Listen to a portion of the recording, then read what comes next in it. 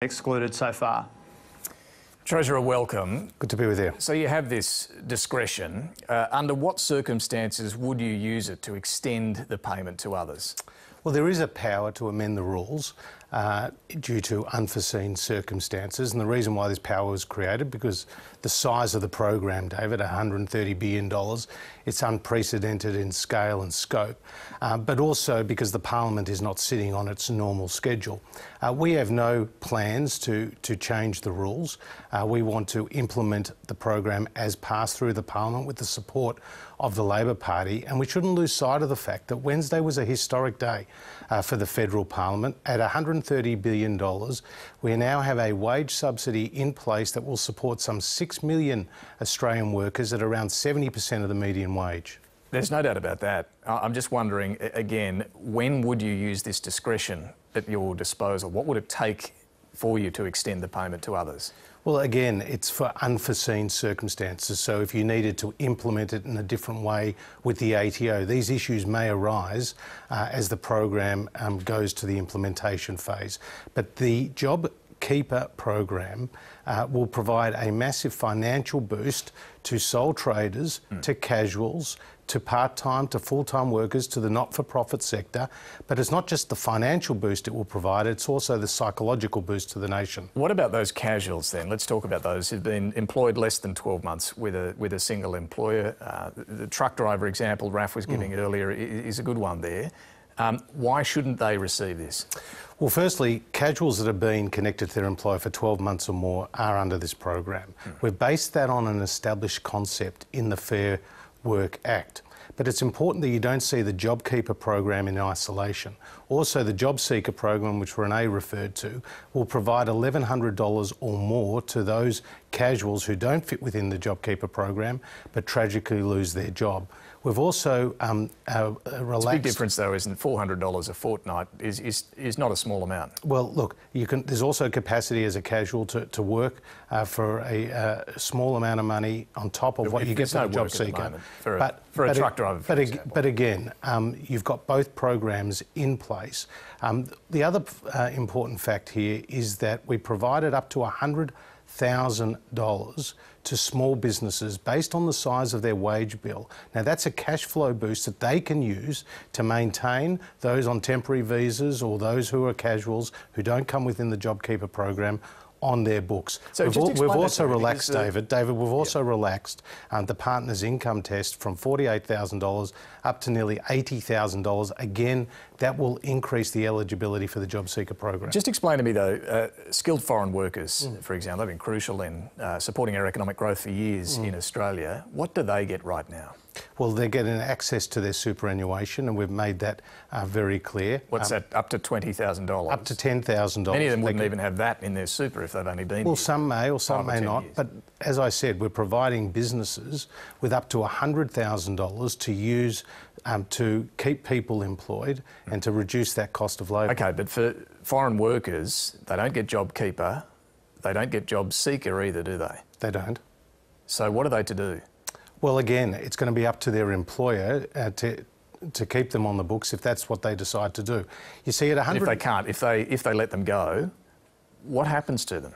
Well, again, some will return back overseas. The same applies to international students. Is that what you're suggesting they should do? Well, again, if there's no work for them and then they can get back to their home country, then that is obviously an option for them. You see, at $130 billion, David, we had to draw the line somewhere. This is a massive call on the public purse, and it is a debt that the country will pay for years to come. And at 6 million people on the JobKeeper program, that's nearly half the Australian workforce. What would it have cost to extend this to foreign workers or indeed more casuals?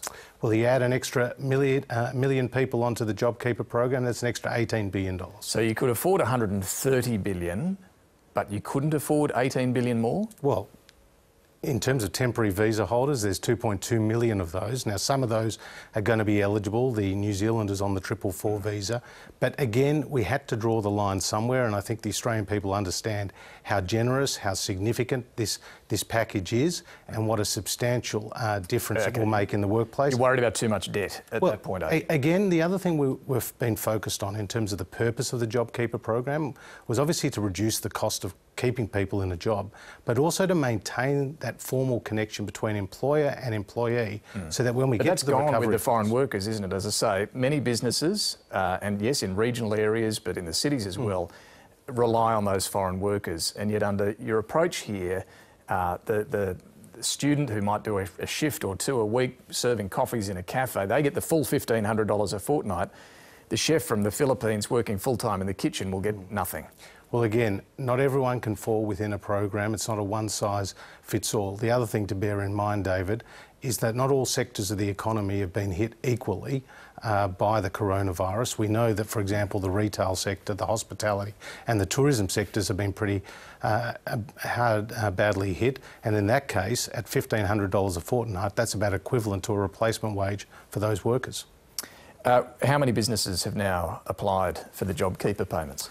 Well, as of this morning, 802,000 have, and no doubt that represents millions of Australian workers. Any idea yet how many employees that covers? We don't have those hard and fast numbers as yet, because they could be sole traders, they could be not-for-profits, they'd be big businesses and small businesses. They're likely to be a combination of all the above. And how many have applied to access their superannuation under the rules you touched on there? How many applications have there been? Just over 600,000 already have indicated their interest in doing so.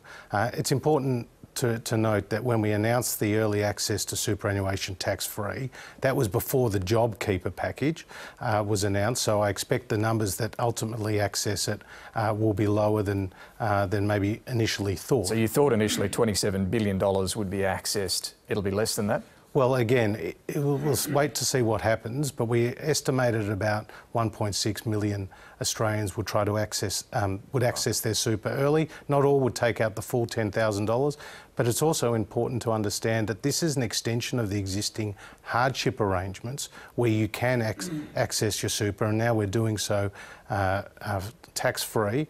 And Treasury's estimate of $27 billion represents about less than 1% of the $3 trillion that is currently in super. Do you have any idea yet what impact all of this is going to have on the Australian economy? Well, it's a pretty fluid situation. There's no hard and fast numbers as yet. There's definitely going to be an uptick in unemployment and obviously a significant reduction in growth. That's what is forecast for the global economy as well. But we have approached this crisis from a position of economic strength. In the December national account numbers, we saw growth was rising. In the February job numbers, we saw unemployment falling. 0.5%. It's not exactly strong growth. Well, you're talking about the impact on the growth, but in terms of... I'm talking about where growth was before all this. Let's come back to what's happening now. It was at 2.2. The annual rate. I'm talking about the quarterly rate was 0.5. Not exactly a strong. It was ticking up. Unemployment was ticking down. Growth was ticking up. It was, and we had balanced the books for the first time. Okay, but the impact now. You said an uptick in unemployment. Mm-hmm. Is it only going to be an uptick? Well, I think it will be a significant increase in unemployment, but that's a reflection of those queues that we saw outside Centrelink, and that's a reflection of the health restrictions, which have had a severe economic impact. And the global economic impact, what's your expectation there now? Well, I'll be jumping on a call this week with G20 treasurers and finance ministers, as well as having an IMF call. There's going to be a big hole in the global economy, there's no doubt about that. The numbers that we saw in terms of jobless claims in the United States were pretty disconcerting. I mean, is that your biggest concern, the US? Well, it's the world's biggest economy. And David, in the last week of March, 6.6 million people made jobless claims. That's around 10 times what we saw at the height of the GFC. And in the recent 3-week period in the US, more than 15 million people have made jobless claims. That's greater than the size of the whole Australian economy. We're also seeing challenges in emerging economies. We're seeing cash outflows as investors go to safe havens, and we've also seen devaluations in those currencies which will increase the cost of servicing that debt. There's a lot of debate already about what the Australian economy needs to look like on the other side of this when it comes to manufacturing in particular. Yeah. What do you think we need to be able to make in Australia that we can't make now? Well, I think there's going to have to be a proper assessment of those global supply chains and what they mean for Australia and indeed for the rest of the world. I mean, we're pretty self-sufficient in areas like agriculture, where we have enough food for 75 million people, yet we're a country of 25 million people. The Minister for Energy is looking at the issue of fuel security because we import more than 60% of our refined product there.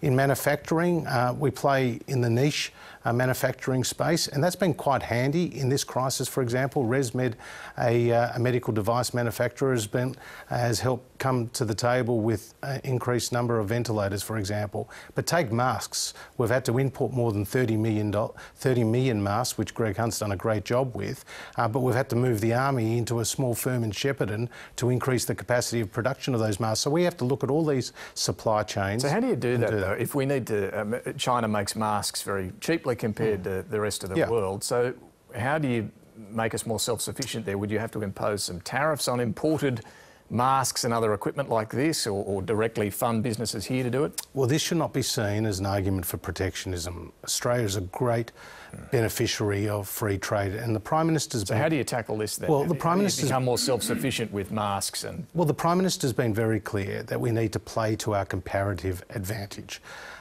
We don't need to engage in mass national subsidies or indeed nationalisations of industries. We have to be very considered, purposeful and targeted and play to our strengths, and we'll work with other countries around the world. Sorry, with respect, what does that mean? Well, for example, we've got great uptakes of technologies. We've been good in the niche manufacturing. We can repurpose some existing facilities. I mean, this is a conversation that we're already starting, but our initial and primary focus is on delivering the health and economic outcomes. But you're talking we need to get about through this. Government funding certain businesses in niche manufacturing? Well, again, this is where Treasury and other relevant departments like industry will be doing more work over the months ahead, and the Prime Minister's been very clear. So watch this space. We need to focus on our comparative advantage. He talked about economic sovereignty, yes. The Prime Minister. Are there areas that are going to be critical that we can become more self-sufficient in? I'm thinking not just health, but cyber security, energy, these sort of areas as well? Well, they're all important areas to the economy, but also areas where we've got natural strengths. And what the Prime Minister was talking about with sovereignty is we need to protect our lives and our livelihoods, and we won't be surrendering to a faceless and a flagless enemy. Can I turn to the level of debt involved in all of this? Have you given much thought yet to how it's going to be paid off? Well, we pay back in the years ahead, but again, we approach this crisis with about a quarter of the debt to GDP ratio of the US, of the UK, and about a seventh of what it is in Japan. But the way to meet that the growing debt burden will be to grow the economy. The Australian economy today, David, is 16% greater than it was when we came to government. So growing the economy rather than imposing any higher taxes or spending cuts? Well, we are the party of lower taxes, and as you know, we were able to increase spending on schools and hospitals to record amounts. We created over 1.5 million jobs since coming to government. So you're talking more about the post-war approach of growing the overall size of the economy and making the debt therefore proportionally lower? Well, again, our track record shows that we can do that. 1.5 million new jobs. We were able to get welfare dependency to its lowest level in 30 years. We halved the growth in government spending. We're going to have to climb that mountain again. So are you open, though, to things like GST changes, other tax changes? Again, we have no plans for that. What we are focused on is delivering the economic and health response, and obviously we'll have to consider all those issues in the context of the budget, but right now we're focused on the immediate task at hand. Finally, can I turn to the restrictions that are in place right now and some of the discussion around whether they should be eased? Do you think the economy, firstly, can sustain 6 months of these sort of closures? Well, I think that the Australian people are prepared for restrictions for as long as it takes, to be honest, because we've got to take the medical advice. It's served us well. We've flattened that curve. Just a few weeks ago, David, we were seeing an exponential rise in the number of cases, more than 20% per day.